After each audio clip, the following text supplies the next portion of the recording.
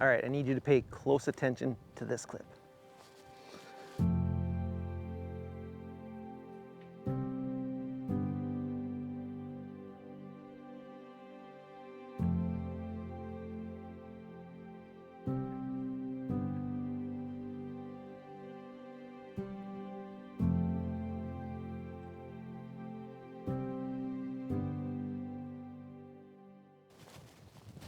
All right, now compare that clip to clip number 2.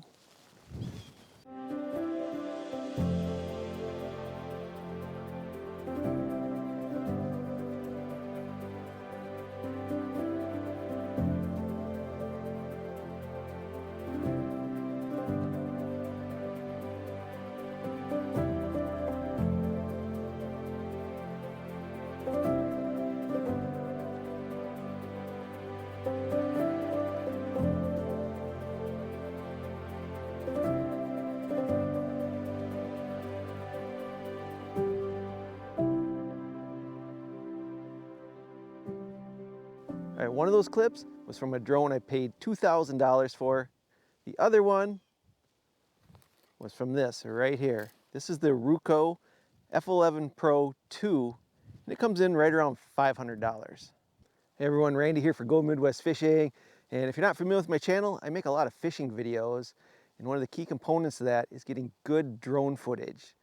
Now, I fly over a lot of lakes and trees, and it's probably only a matter of time before my drone ends up in the bottom of the lake. So I've been looking for a good low-cost alternative that in case I do lose my other drone, or if I'm flying more risky situations where there's a lot of obstacles or, over water where there's a chance I could lose my drone, I'd rather be out, $500 rather than, $2,000. So I'm testing out the Ruko F11PRO 2 today to see if this will meet my standards as a good backup drone. Now for me, video quality is my #1 priority. And this here will record in 4K at 30 frames per second. So it checks the box there. It's got a 3-axis gimbal, so it gets a nice steady shot. And I noticed the camera does look a little smaller and the sensor is a little bit smaller on it. But as you could tell from the beginning opening sequence there, clip number 2 was actually from the Ruko. And I think it turned out pretty darn good. Some other must-haves for me is I need a long transmission. So this can go up to 10,000 feet away. So when I'm flying along the lakes, I want to kind of see the whole lake, and it gets a little bit far away. So it needs that. I'm kind of surprised it has a lot of different flight modes on it that I wasn't expecting. So we'll try some of those out today. Let's see. The actual remote controller on this, I'll show you in a minute, is actually quite nice. I enjoy that. This thing is super easy to set up. It's small, it's super lightweight, and I need something that can fit in a small box to carry with me. Checks all those boxes as well. What it doesn't have is obstacle avoidance, so you gotta be a little more careful flying this. You can run it right into a tree and it'll do it.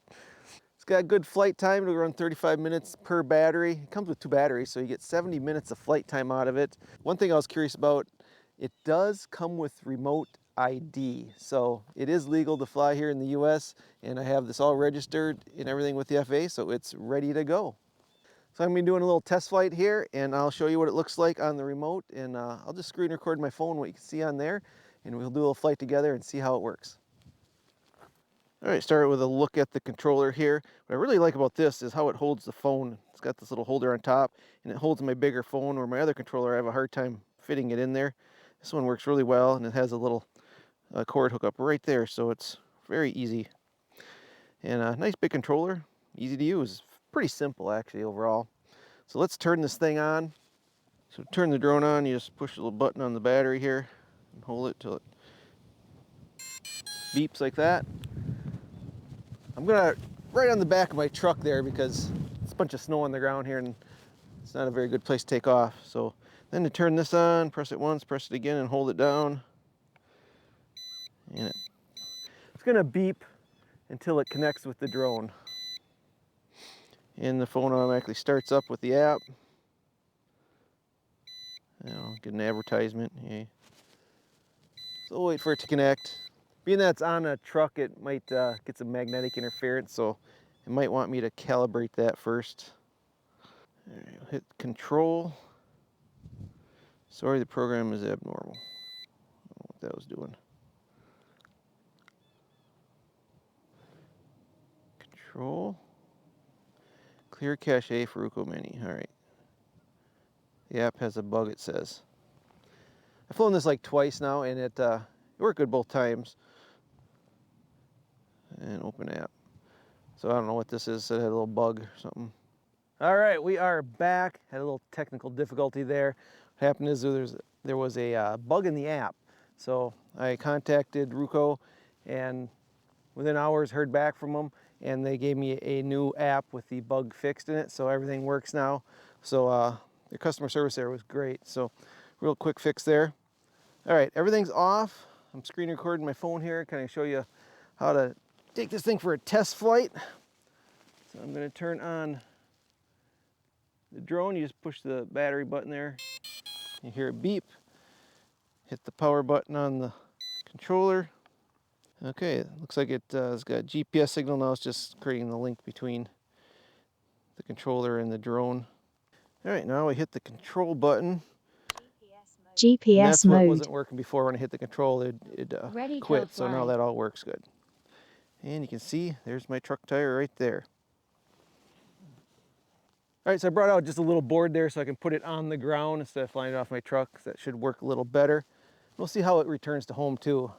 See if we can hit the spot or not. First thing I'm gonna do is gonna switch over to video because I'm gonna video all this. Hit the record button. And now, right here is what they call, I think, our attitude indicator. That's gonna show you where you are in relation to your drone. So when you wanna get it back to you, you just use that right there. You can go to a map view, but it's pretty small, and I couldn't figure out how to, make it smaller, widen it out there. So this other view seems to work better. All right, start her up. Just push them down and Unlocked. in. All right, drone is running. It's a pretty simple controller. Fly. There we go. All right, she's hovering, looking right at me.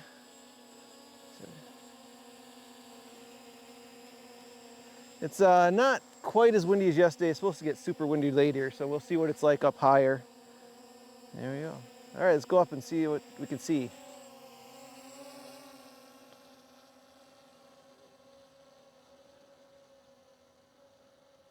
We'll get a few shots and we'll look at some functions of it here. So right on the back right here, there's a little wheel. So if I move that, I can change the camera angle up and down.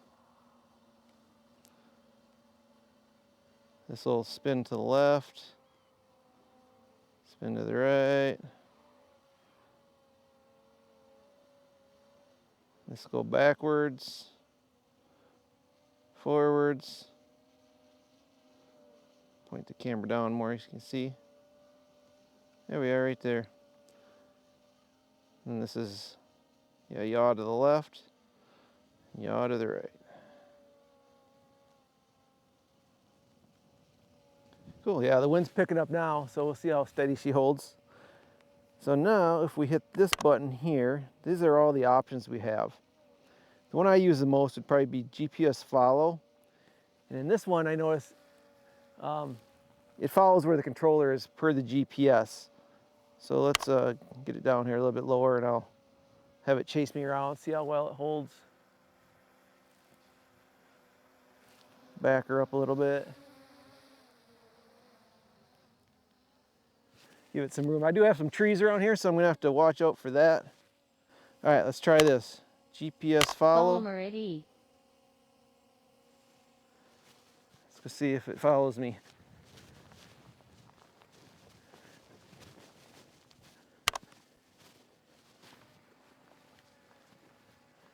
So far it seems to be working. It works better, I think, if you're a little bit farther away. I tried it up closer before, and it was kind of losing me, but run around the field.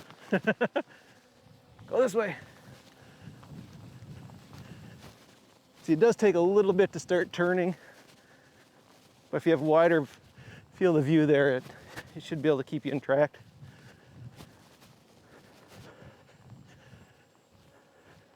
See if I head at it, back up. Yeah, it's backing up. All right, so that worked. Turn that off. This one I have not tried yet. See, I got some trees. So let me go Go up a little higher maybe. The flight around, that's going to just fly a big circle around us. I think we're above the trees there. I'll kind of keep an eye on it. Starts Flight around. around. All right, see what it does. There it goes. Oh, where's it going? I guess it's going flight around whatever it was looking at, not the controller. So just from where it was, it just did a circle. All right, let's see if we can stop that. Clear and exit. Route planning, okay, another one I haven't tried yet. Let's see. So it's gonna show a map of where you're at. And then you can just, see there's the drone, there's me. So if I pick a point,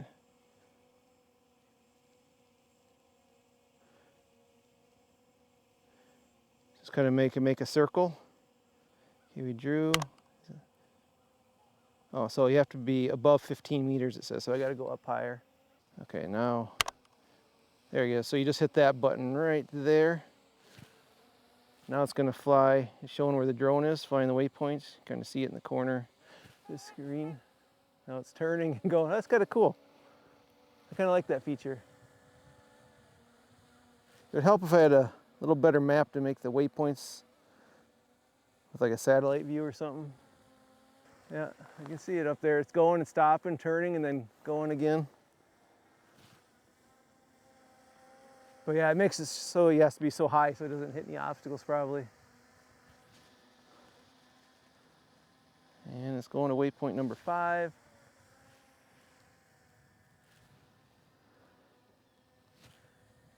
Yeah. Split screen, that's for VR. Night mode I don't need. Lens angle. I think that's just so you can tilt it up and down manually. Let's make that bigger again. And what else? We got zoom. So this, from what I've seen, only zooms as you're watching it now. The actual file itself doesn't zoom. So it's just for your own sake. Filter. So there you go. If you want a black and white scene, you can change what it colors look like just by hitting those. So we'll leave it as it was. Let's see. Lens A, we don't want that. Vertical screen, that's I guess if you want to film like a TikTok thing or something where it's more upright. In recording, I think that's what we're already doing now. All right, let's bring her back down. Actually, let's try, see if I can adjust the menu now. So you get a menu setting. You can set all the flight distance, altitudes, return altitude. I'm gonna, and then 4K at 30 frames per second is what I got it set up for. But you got a few other options here as well. So I'm gonna return altitude since we're real close here. I'm gonna lower it to, let's say about 150 feet. All right, now I'm gonna go backwards a little bit here and then see if it'll return to home. So we'll go over here. We'll see how close it gets to that little board we got there. That's where we are. Okay, I am going to hit return to home. Return home. There it is. All right, so it's going up to 150 feet. And then you can override this just by pushing the power up button, joystick. So if it ain't landing where you want it to, especially on the lake, they did tell me if I'm fishing from a boat or something, don't let it auto land because the boat's always moving and it may end up in the water. All right, it's directly overhead. I wonder if I can move the camera so you can see. There it is. All right, it's coming down.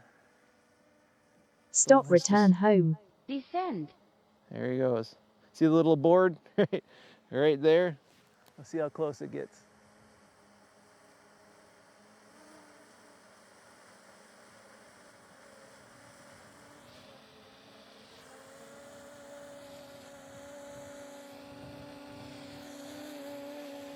It's about 5 feet off.